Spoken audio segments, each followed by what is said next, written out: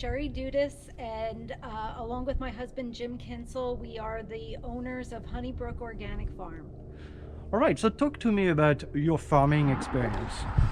Well, 30 years ago, my husband Jim started a farm that was at that time known as Watershed Organic Farm. We since have changed our name to Brook Organic Farm.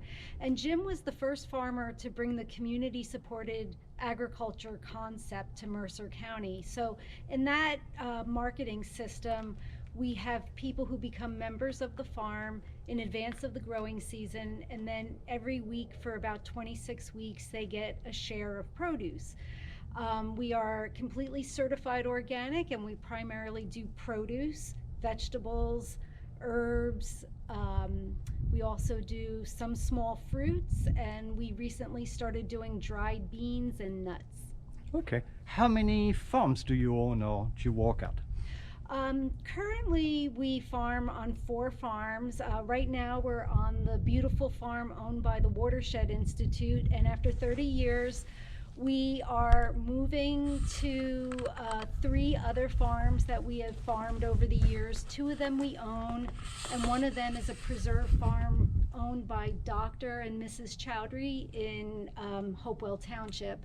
So we're trimming down the number of acres that we're farming in order to concentrate on perfecting our vegetable growing. We could always improve, even though we're some of the most experienced organic growers in New Jersey. But we also are very interested in being more active with the food banks that serve people in need in our area, and we are also embarking on a new project to sequester carbon on the 3 farms that we are going to be managing as of 2021.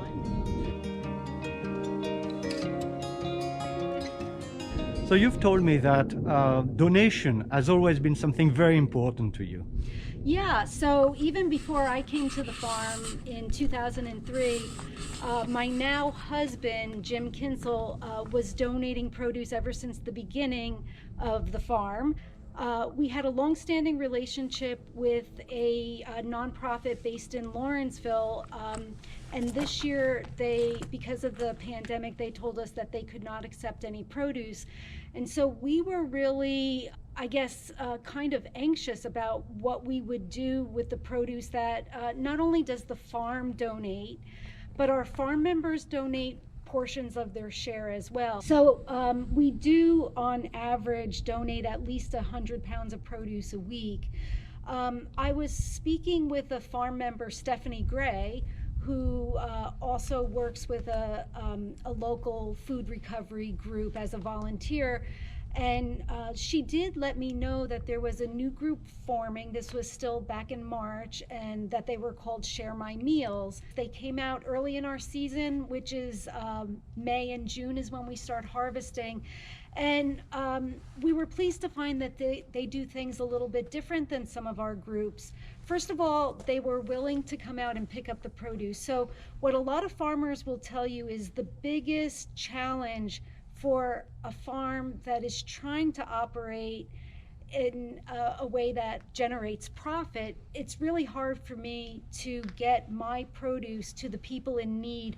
I'm not going to hire a driver to bring donated produce to Trenton or Princeton or Lawrenceville. So if they have somebody that can pick up the produce, that's really what I'm looking for. And then what they did, which we've never had in our 30 years of donating produce, we've never had a group do this before, is that they would actually go into our walk-in cooler, they would sort the produce, they would trim it here, so they would leave the trimming so we could put it in our compost, which as organic farmers we use compost to enrich the soils, and they were able to repackage that, leaving the boxes and the bags that they were taking our produce out of so we could reuse that. So again, we were recycling those materials, and then they were transporting it early on to the restaurants that were cooking for the clients of Share My Meals. And often professional chefs really know how to use off produce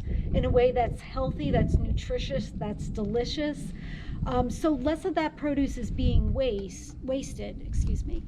And then finally, toward the end of the season, they were taking that produce and repackaging it and delivering it directly to residents who were able to cook with that healthy, locally produced, certified organic produce. And so the relationship from our end was really successful. One thing that we've learned over the 30 years of donating to various food banks and food recovery groups is that they are all providing produce to different sorts of families, different people from different cultures. Not everybody knows what to do with a jalapeno pepper or a bulb of fennel. So getting the right food to the right people is something that we would really like to work more closely with Share My Meals in the years to come. Thank you. Finally, one last question. Why is it important for you to donate food? So, I will say for me personally, it's important because as a young person in my family, we had times where my father, as a union construction worker during the 70s, we were food insecure. And at that time, if there were food banks that were around, my family did not explore that. So there were times when we never went hungry, but there was a fear that that could happen. So I understand where the fear of hunger comes from. Also, I was raised in part by a grandmother who lived through the Depression. And one of the stories that she told me about growing up in the Depression that still sticks with me is that when she would walk to school and the rich girls ahead of her would be eating an apple and they would throw the core away, that she would go and eat the remaining apple off the core. And she really instilled in my sisters and I to never waste food. And honestly, we come from a family that makes sauerkraut. They're sausage makers. When my father hunted, we used every part of the ducks and the deer that he would harvest. And so it's personally painful for me to see produce go to waste. Well, Sherry, thank you so much. Thank you. Thank you for what you do. Oh, thank you very much. Thanks for asking the questions that you did.